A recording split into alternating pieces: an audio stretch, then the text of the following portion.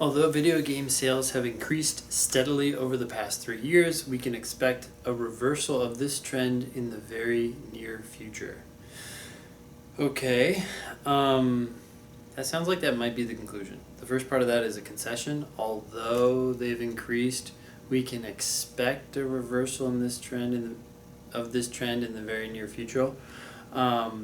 Game sales have been going up for the past 3 years, but we can expect a reversal of this trend in the very near future. Now that could be used as evidence, but kind of sounds like something that someone might conclude because it's a prediction of the future, right? Historically, over 3/4 of video games sold have been purchased by people from 13 to 16 years of age, and the number of people in this age group is expected to decline steadily over the next 10 years.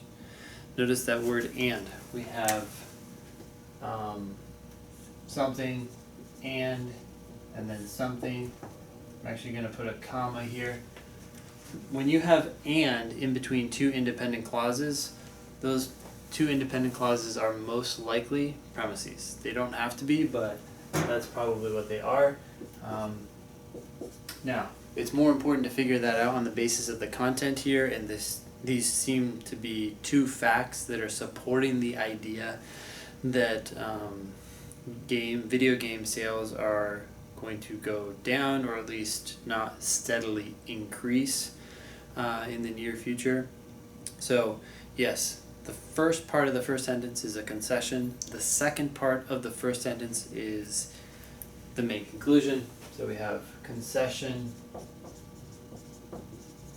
and then we have comma, main conclusion, period, and then we have historically and the two premises. Alrighty, let's try to understand this a little bit. This person thinks that video game sales are going to go down because most video games are sold to teenagers basically, and the number of people in that age group is expected to decline. That's not a totally unreasonable argument.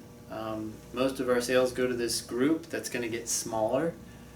That kind of makes sense. Now, of course, the problem with talking about what is the case and what will be the case in the future is that what is true now may not necessarily be true in the future. So, although this group of teenagers, although the number of teenagers is going to decline steadily over the next 10 years, maybe video games, maybe they'll buy more video games, right? Like maybe the group will get smaller, but the people in that group will continue to buy more and more of them, and thus the number of video game sales will not go down. Maybe video games can change and they can target a broader range of people. I mean, they say that 3/4 of the sales go to teenagers, but a quarter goes to other people. Maybe that group can grow and compensate for the number of teenagers declining. Who knows?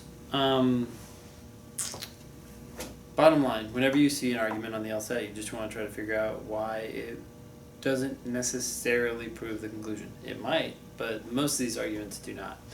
Which one point, if true, would most seriously weaken the argument above? Okay, we know for sure that this argument has to have a problem, because if it were a perfect argument, there would be no way to weaken it. As I go through these answer choices, I'm looking for a fact, a new piece of information that, if it were true, would do the most to weaken the argument. So stronger answers tend to do better than weaker answers. Of course, the content matters so much more, but that's something to keep in mind. Answer choice A. Most people 17 years or older have never purchased a video game. That actually seems to help this argument, right? This person thinks that video game sales are going to go down because their biggest part of the market, the teenagers, the number of teenagers is going to go down. And so this says, hey, look, people who are 17 years or older, most of them have never purchased a video game. So they're not, it doesn't sound like they're going to have a lot of luck selling video games to people who aren't in this range of 13 to 16. I mean, not necessarily, but this is not a good thing for people who want to sell video games. So this actually helps. It seems to help the conclusion. And we're looking for something that weakens the conclusion.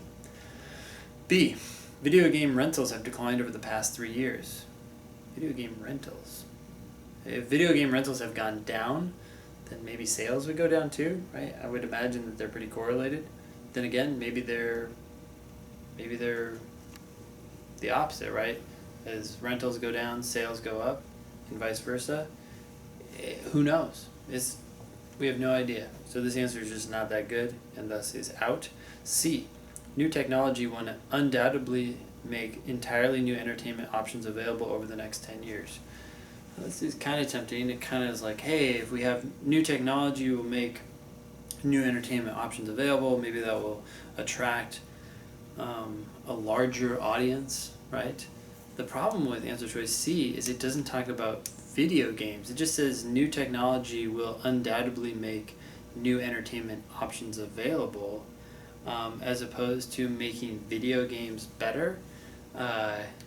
This could actually strengthen the argument by pulling people away from video games, right? If new technology makes entirely new entertainment, entirely new, I didn't even notice that, entirely new entertainment options available, then people will go to those options rather than to video games. And then video game sales would be even more likely to decline.